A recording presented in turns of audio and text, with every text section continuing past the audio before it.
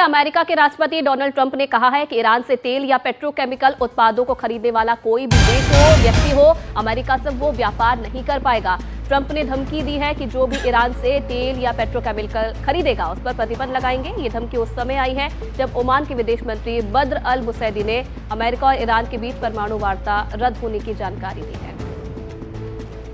तो जो भी ईरान से तेल खरीदेगा उस पर प्रतिबंध लगाएंगे। अमेरिका ने एक बार फिर से एक धमकी दी है और दुनिया भर को चेतावनी अमेरिका के द्वारा यहां पर दी गई है कि ईरान से अगर तेल या पेट्रोकेमिकल उत्पादों को खरीदने वाला कोई भी देश होगा या व्यक्ति होगा वो अमेरिका से व्यापार नहीं कर पाएगा। और डोनाल्ड ट्रंप की ये धमकी जो भी ईरान से खरीदेगा उस पर ये प्रतिबंध लगाया जाएगा। ये धमकी उस समय आई है जबकि ओमान के जो विदेश मंत्री हैं उन्होंने अमेरिका और ईरान के बीच परमाणु वार्ता रद्द होने की जानकारी दी है। हमारे सहयोगी उमाशंकर सिंह हमारे साथ जुड़ रहे हैं। उमा, अमेरिका की इस धमकी को तमाम दुनिया के देश किस तरह से देख रहे हैं और इसका असर दूरगामी किस तरह से दिख रहा है? ये देखिए, ईरान के तेल पर 2019 से ही पाबंदी है और कोई भी देश जो है चीन को छोड़कर वो ईरान से तेल नहीं ले रहा। चीन जो है वो हर दिन तकरीबन 1.6 मिलियन बैरल जो तेल है वो ईरान से ले रहा है।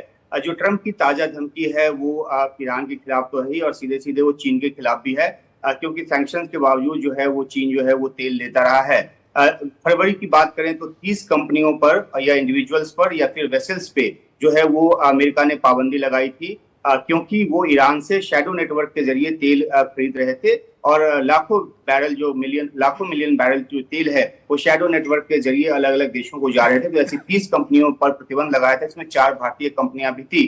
तो चोरी छिपे जो है ईरान से तेल कई सारे देश जो है वो लेते हैं, उनकी कंपनियां लेती हैं। इस मद्देनजर भी ये धमकी काफी अहम है। दूसरी बात, जहां तक ईरान और अमेरिका के बीच न्यूक्लियर डील को लेकर चल रही वार्ता की बात है तो 3 दौर की वार्ता जो है वो हो चुकी। चौथे दौर की वार्ता जो शनिवार को होनी थी उसको कंफर्म नहीं किया गया है और इसी वजह से ट्रंप ने ये जो धमकी भरा जो पोस्ट है वो किया है।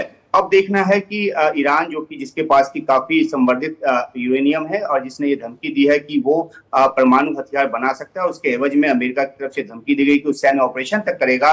तो ये जो तनाव है कहां तक बढ़ता है, क्योंकि इससे पहले अमेरिकी खुफिया विभाग ने ये जानकारी दी थी कि 2004 में परमाणु कार्यक्रम छोड़े जाने के बाद से ईरान ने परमाणु कार्यक्रम को हाथ में लगाया है। लेकिन अब जिस तरह से ईरान के ऊपर एक दबाव है, इजराइल और गाजा युद्ध जिस तरह से चल रहा है और फिर अमेरिका हूती के समर्थन की जो बात है ईरान के साथ कर रहा है, तो अमेरिकी रक्षा मंत्री ने भी ईरान को सैन्य धमकी दी थी। और ये जो है ट्रंप की अब धमकी इस बात को लेकर दबाव बनाने की कोशिश है कि जल्दी जल्द ईरान जो है वो अमेरिका के साथ एक न्यूक्लियर डील पर सहमत हो। जी उमा, बहुत बहुत शुक्रिया विस्तार से तमाम जानकारी देने के लिए।